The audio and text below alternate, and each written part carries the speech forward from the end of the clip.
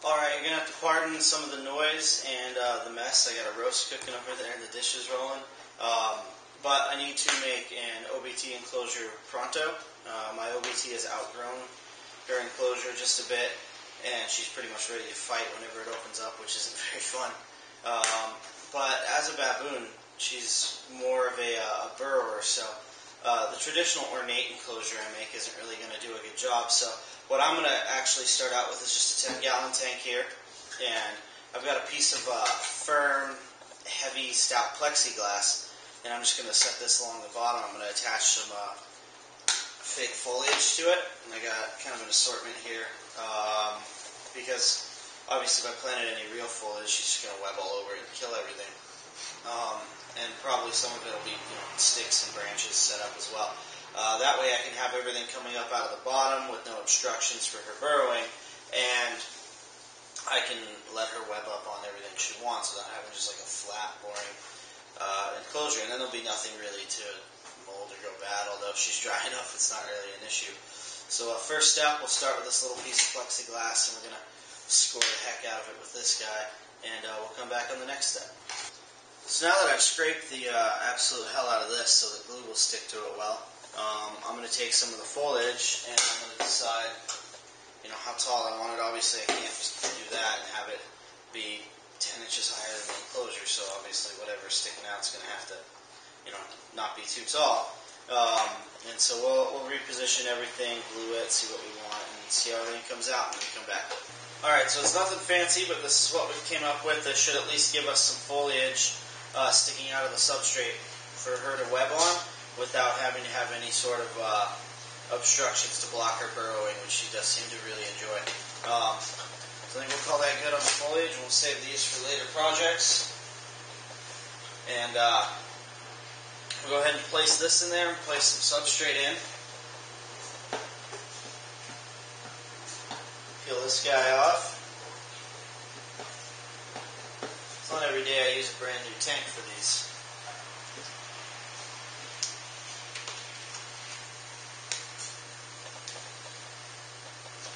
That's actually nice. This one came off without leaving the text. Sometimes they leave this text like on the glass. It's a pain in the ass to get off. Go ahead and stick this guy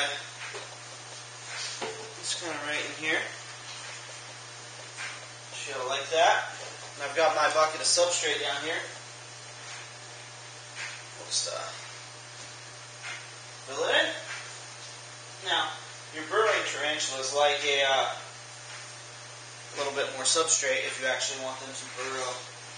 Have a place to retreat. Certainly on some of these old world baboons, it's a little better if they have a place to run from you instead of wanting to just go at it with you the whole time. That's kind of her problem now. She's outgrown her enclosure and she wants to make war. So just fill this guy in, and then once I have this filled in, we'll kind of go after the lid.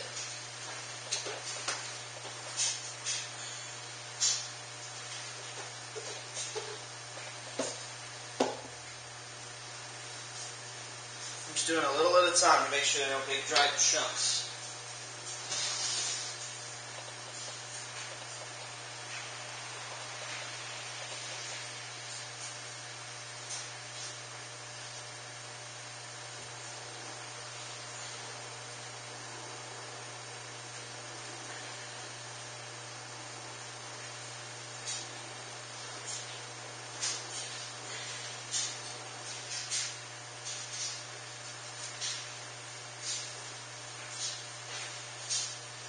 Of course, with the way I have this set up, it's not obvious. I'm hoping she'll opt to burrow back in this corner eventually. She probably won't right away based off size. She's a little small for the enclosure yet, but I'd rather put a 3-inch OBT in a 10-gallon early than try and get a 5-inch one out of a 5-gallon. Especially this one.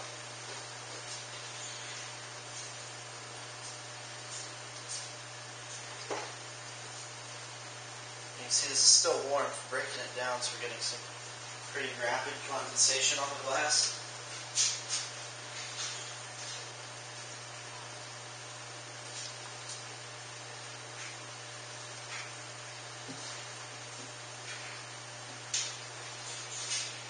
So the next step, we're going to fit a lid. Particularly my bigger trench is like a really heavy lid, especially this girl. I'd rather her never decide to get out. It just wouldn't be a very fun party. But I have a plexiglass piece here. They advertise this as 0.22 inches, so it's a quarter inch essentially. Plexiglass. I find using the 1/8 inch stuff, it tends to warp, especially in larger applications like this. But what I'll basically do is I'll actually set it on the enclosure, and as you can see through it, draw my lines on where it needs to be size-wise. I've done it with measuring before, but I find each of these enclosures to be slightly different, and with each one being slightly different, I like my lids to fit extremely tight, almost where you have to push them on, and I just get a better result out of placing them on a marking. To cut plexiglass, you're going to want to get a plexiglass knife. They're kind of funny looking, but we'll use this heel to drag across the line we make, and it'll actually score into the plastic, and then off the edge of like a counter, we can just break it in half. So we'll come back kind of when that's ready to go. Alright, we're getting quite a bit closer on our lid. It fits in one direction now. We've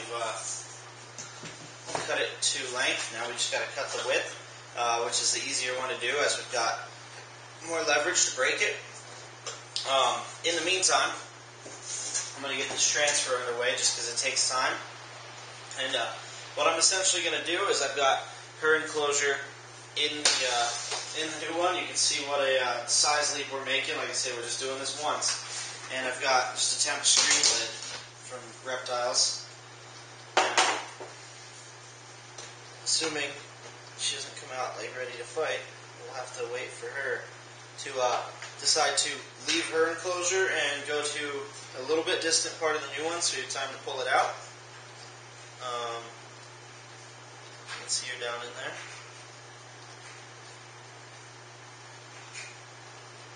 Nice and pissed. So we'll just throw this guy on there in case I'm not paying attention. Set it aside and go back to scoring our lid. You can see I've marked it, and I've got my plexiglass knife here. I'll use the little bit less aggressive one, and all we're doing is just dragging the knife across the line. Each time you go across, you'll have to clean off the melted plastic. It's not a hot knife, it's just the friction from it scoring, it melts some plastic on there. And once we have a deep score, like I say, we just break it.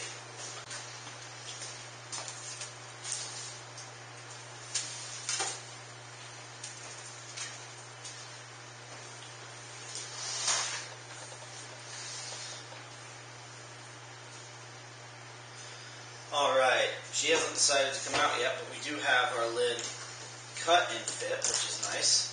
We don't have any handles on it yet. That's pretty much our next step. But as you can see, it fits quite nicely. Now that we have our piece of plexiglass, what's left to do is mark some holes for our handles. And we have a hole saw. For those of you that don't know, a hole saw, as it sounds, will cut a big round hole in pretty much whatever we want. When doing it with plexiglass, we're going to use a pilot hole, and we're going to be fast and do it in one motion because it's essentially going to be melting the plexiglass, and if it hardens, we're screwed. So we're going to go ahead and give it one solid motion, and hope that works. Beatrix still hasn't come out to play, but that's fine. That's the whole point of her being here, is that it takes a long time to get her transferred if we don't want to start a fight with her. Alright, I'm just getting ready to drill the last vent hole. These are 2-inch holes. I'm using a 2-inch hole saw.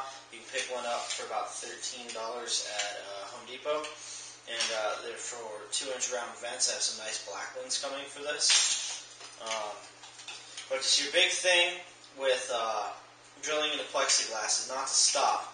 because you're melting it, and it'll harden around your bit, and you'll never really get it free without damaging the plexiglass around it. And it's important to get your plug out right away too, otherwise it's just going to freeze up inside the hole saw and you'll never get it out either. But so I've got my little pilot holes drilled here, and we're just going to go at this. You want to make sure the hole saw is spinning before it touches the plexiglass.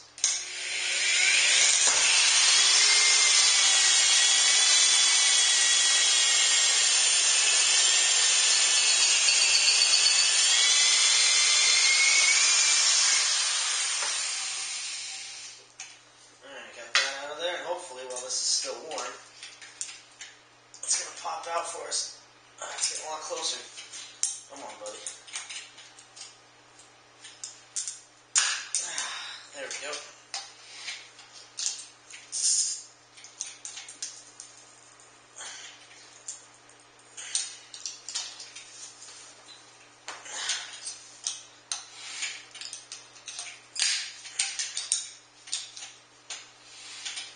We got most of the way popped free, so we don't have to worry about it really having a lot of surface area to get a hold of there. There we go. That popped out of there. So now we've got our 3 vent holes. Like I say, I've got some nice black ones coming for this, but just a standard 2-inch silver one. It kind of plugs right in the hole there.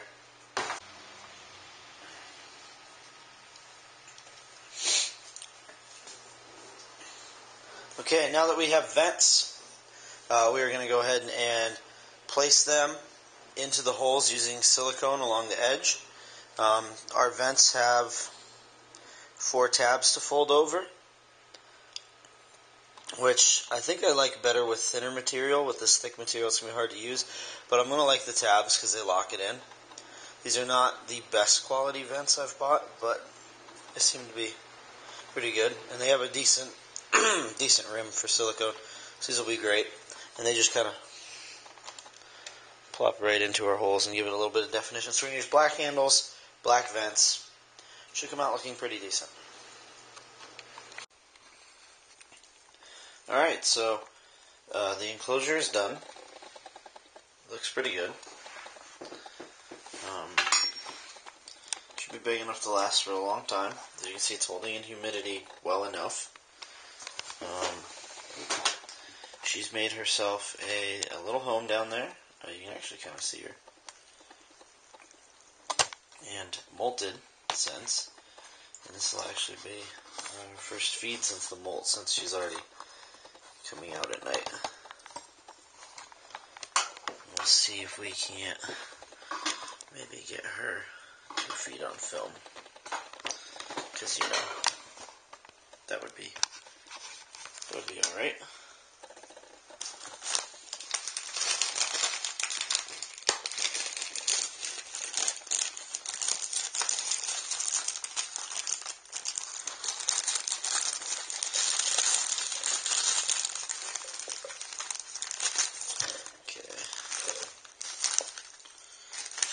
Cricket in my hands now.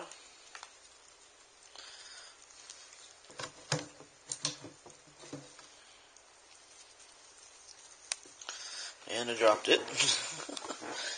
Fuck you. Oh, I got it. He didn't get away.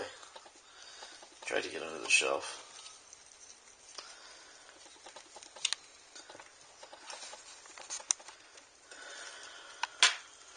Okay. So with an enclosure this size, it's probably going to require a tad bit of patience. She's already moving. So she felt someone walking around. Where is he at? Damn cricket. I was on the other side of that leaf.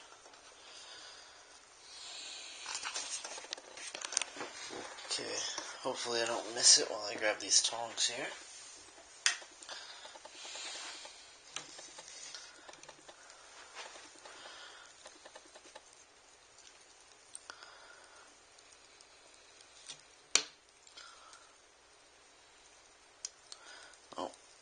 She got him out the side entrance, which not quite what I was hoping for, but she's in there. She's eating.